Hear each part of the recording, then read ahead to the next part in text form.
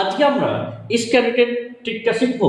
তার আগে বলে দিই 1 2 3 4 5 অর্থাৎ 1 থেকে 9 পর্যন্ত যদি আমরা বর্গ করি তাহলে দেখো এই সংখ্যাগুলো আমরা পাবো এবং এগুলো হলো তার ইউনিট ডিজিট, অর্থাৎ এই যে শেষে যে সংখ্যাটা থাকবে অঙ্কটা থাকবে সেটা তার কি হবে ইউনিট ডিজিট। যেমন 9 কত হবে 81, তার মানে ইউনিট ডিজিট 1।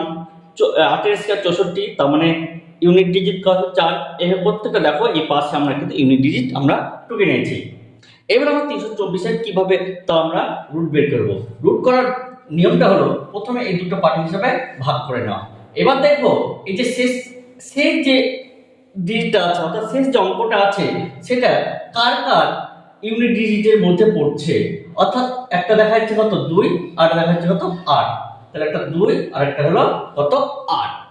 এবার দেখো এই যে পরের সংখ্যাটা, এই পরের যে সংখ্যাটা থাকবে এই পরের সংখ্যাটা কার কার স্কয়ারের মধ্যে আছে, তাহলে 1 আর 4 তার মানে 1 আর 2, তাহলে কত হবে 1 আর 2।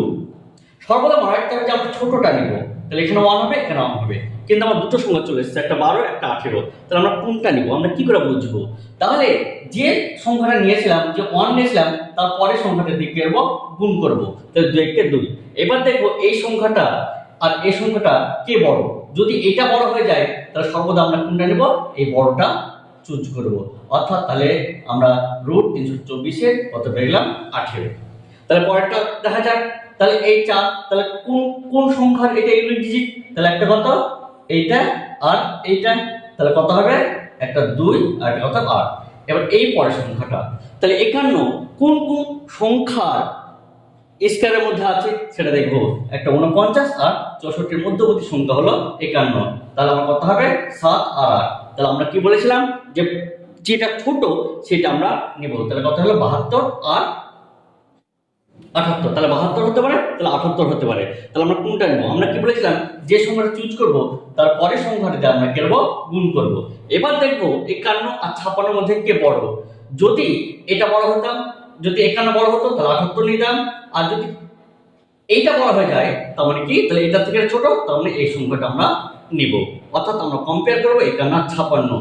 যদি এটা বড় হতো তাহলে 78 হতো, আর দেখা যাচ্ছে এটা বড় হয়েছে তার মানে ছোটটা, তাহলে 5184 এর কত হলো 72 হলো। তাহলে এটা কত হবে তোমরা কমেন্ট বক্সে অবশ্যই কমেন্ট করে জানাবো। আশা করি বোঝা গেছে। ধন্যবাদ।